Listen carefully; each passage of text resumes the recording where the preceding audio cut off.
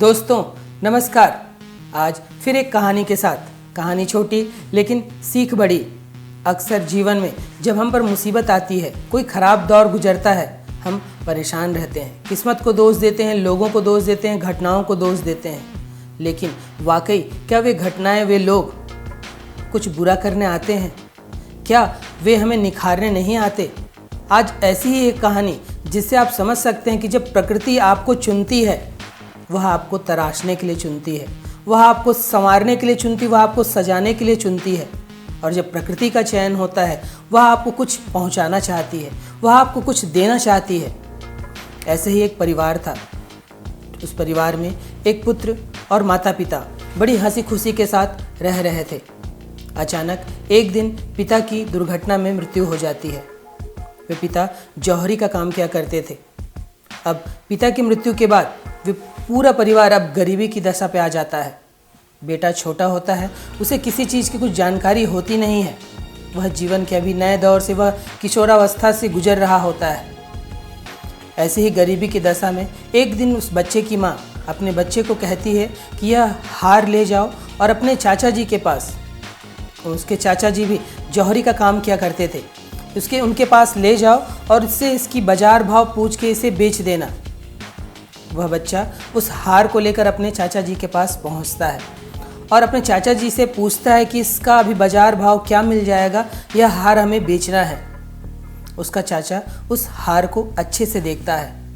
अच्छे से देखने के बाद वह अपने भतीजे से कहता है कि अभी थोड़ा रुक जाओ, अभी बाजार का में इस हार का तुमको अच्छा भाव नहीं मिल पाएगा, बाजार अभी गिरा हुआ है, कुछ दिन बाद इसे तुम बेचना और तब तक तुम मेरे पास आ जाओ और मेरे पास यहाँ रहकर काम सीखो और काम सीखने के बाद में फिर अपना कुछ रोज़गार तय करो।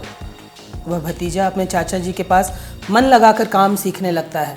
धीरे धीरे वो बहुत बड़ा जौहरी बन जाता है। वह रत्न से संबंधित, वह सोने चांदी से संबंधित, आभूषणों कुंदन से संबंधित बहुत अच्छी कारीगरी के काम वह करने लगता है।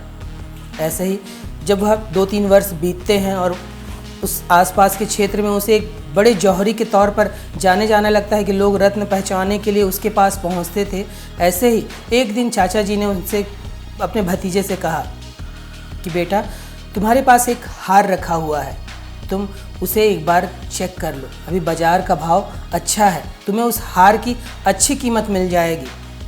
उस भतीजे को भी उस हार की याद आती है और वह अपनी मम्मी के पास पहुंचता है और अपनी माता से कहता है कि वह हार मुझे भी दो, अभी बाज़ार का भाव अच्छा है, अभी बढ़िया उसके दाम मिल जाएंगे। उसकी माता उसे वह हार दे देती है। जब वह हार को देखता है और तराशता है तो उसे पता चलता है कि वह हार नकली होता है। वह कोई मामूली सा हार होता है जिसकी कीमत कुछ पैसों रुपयों की होती है। वह बहुत अचरज में पड़ता है कि चाचा जी ने ऐसा झूठ क्यों कहा। वे तो बहुत बड़े जौहरी हैं, इस क्षेत्र के सबसे बड़ी जौहरियों में उनका नाम आता है, फिर उन्होंने ऐसा क्यों कहा। वह अपने चाचा जी के पास पहुंचता है और पूछता है कि चाचा जी, यह हार तो नकली है, फिर आपने क्यों कहा कि अभी बाजार गिरा हुआ है, रुक जाओ।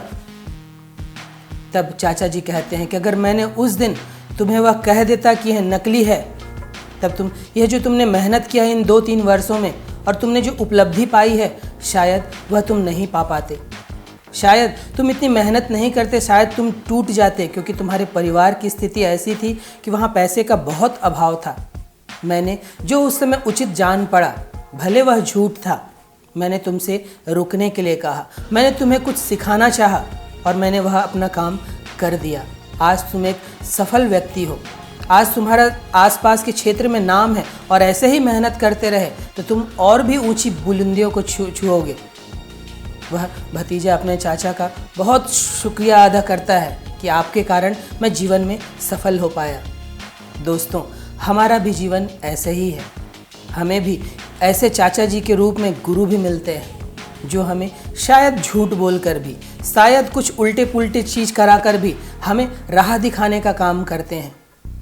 हम में से कई ऐसे लोग होते हैं जब जीवन में खराब समय आता है तो रोते बैठते रहते हैं, किस्मत को दोष देने लगते हैं, अन्य लोगों को दोष देने लगते हैं और वहीं पर बैठकर अपने जीवन को ख़त्म कर देते हैं। लेकिन कुछ ऐसे लोग होते हैं जो उस विपरीत परिस्थिति में भी अपने हीरे को तराशते हैं, अपने आप को तपाकर गलाकर एक कुंदन बनाते हैं। लोगों के जीवन में इस तरह के चाचा जी, ऐसे गुरु, ऐसी घटनाएं, हो सकता है वह गुरु के रूप में आए, वह हो सकता है घटना के रूप में आए, और जिनको सफल होना होता है वे उसे एक अपॉर्चुनिटी, एक अवसर की तरह देखते हैं और जीवन में सफल हो जाते हैं। कई लोग बार बार एक ही गलती करते हैं।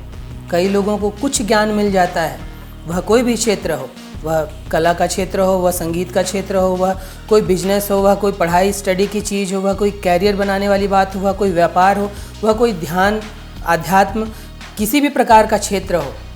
कुछ लोग एक ही गलती बार बार किए रहते हैं और वे उस मौके, उस अवसर, उस जो खराब समय आया है या जीवन में खराब लोग आए हैं, उन चीज़ को नहीं समझ पाते हैं। वे अपने हार को नकली मानकर वहीं बैठ जाते हैं। लेकिन कई लोगों के जीवन में ऐसी घटनाएं घटती हैं, ऐसे सद्गुरु आते हैं जो उस हार को झूठ बोलकर कि अभी बाजार भाव गिरा हुआ है, तुम बाद में बेचना, ऐसे ही कुछ घटनाएं, कुछ सद्गुरु, कुछ ऐसे लोग आपके आसपास प्रेरक होते हैं जो आपको प्रेरणा देते हैं। लेकिन कई असफल लोग, कई नासमझ लोग बार बार वही गलती करते हैं। वह कोई भी क्षेत्र हो, मैंने जितने क्षेत्र का नाम, वह विश्व की कोई भी क्षेत्र हो, वहाँ लोग गलती करते हैं और एक ही गलती जब बार बार होती है तो उसे मूर्खता मानी जाती है। गलती एक बार हो, दो बार हो तो गलती मानी जा सकती है, लेकिन जब कोई गलती बार बार हो तो उसे मूर्खता ही कहा जाता है और मूर्ख व्यक्ति कभी सफल नहीं हो सकता। तो मौके को परखना सीखिए, क्या सही है, क्या गलत है, कौन सा हार असली है, कौन सा हार नकली है, और आपके भीतर जो हार है, आपके भीतर जो कुंदन है, आभूषण है, उसे पहचानना सीखिए, अपने सद्गुरुओं को पहचानना सीखिए। जब आप ऐसा करते हैं और आप उनके राह पर चलते हैं पूरे समर्पण के साथ, जब गुरु कहता है या चाचा जी कहते हैं कि ऐसा करो, आपको वैसा ही करना है। आप अपनी बुद्धि लगाएंगे तो छोटे से छोटा काम भी नहीं बन पाएगा। आटा रोटी बनाने का एक छोटा काम भी अगर लें, अगर हमारे पाकशाला की जो विधा है उसमें कहा जाता है कि उसमें पानी डालकर उसे गूँथा जाता है, लेकिन आप अब अपना दिमाग लगाते हैं कि नहीं, पानी की जगह मैं अब तेल का उपयोग करता हूँ, तो शायद वह रोटी नहीं बन पाएगी। पता नहीं वह क्या बनेगा, लेकिन वह रोटी तो नहीं बन पाएगी। तो जब रोटी जैसे छोटे चीज़ में एक सिस्टम है, एक तंत्र है, तब आपकी सफलता का भी एक सिस्टम और एक तंत्र है। हमें उस तंत्र पर चलना है, उस सिस्टम, उस विधा पर चलना है। और जो सफल लोग होते हैं वो चले चलते हैं, एक धुन पकड़ते हैं, उनका हर चीज़ नियमित होता है। आप किसी भी सफल व्यक्ति के दिन भर की क्रियाकलाप को देखिए, उसके सोने का, उठने का, उसके किसी काम को करने का, उसके भोजन का, उसके कहीं लाइब्रेरी में बैठने का, उसके कहीं दोस्तों के साथ जाने का, उसे मनोरंजन का, उसके हर चीज़ का एक नियमित समय होता है। असफल व्यक्ति टाल मटोल करता है। आज इतने बजे ये काम कर रहा है तो कल वह काम ही नहीं करेगा, परसों वह किसी अन्य टाइम पर वह कोई काम करेगा। क्या ऐसे में सफलता मिल पाएगी? जिस तरह भतीजे ने अपने आप को पूरे समर्पण के साथ उस विधा को सीखने में लगा दिया, वैसे ही जीवन में आपके पास अवसर आते हैं, लेकिन आप हैं जो अपनी चीज़ों को, अपनी एनर्जी को कई जगह पर बांट देते हैं। आपको मूवी भी देखनी है, आपको दोस्तों के साथ घूमना भी है, आपको बहुत सारे चीज़ करने हैं। फिर जीवन का जो लक्ष्य है आपका, वह कुछ भी हो सकता है, वह धूमिल हो जाता है, क्योंकि आप अपने आप को कई जगह पर बांट रहे हैं। कई लोगों को बात करने की आदत होती है, वे घंटों घंटे बात करके अपने समय को बिताते हैं। कई लोगों को मोबाइल पर आज समय बिताना बहुत अच्छा लगता है, कई लोगों को कुछ और, कई लोगों को कुछ और। जब ऐसे आप रहेंगे तो जो भी आपका लक्ष्य है उसे कैसे पाया जा सकता है? 24 घंटे ही सबके पास हैं, एक सफल व्यक्ति के पास भी और एक असफल व्यक्ति के पास भी।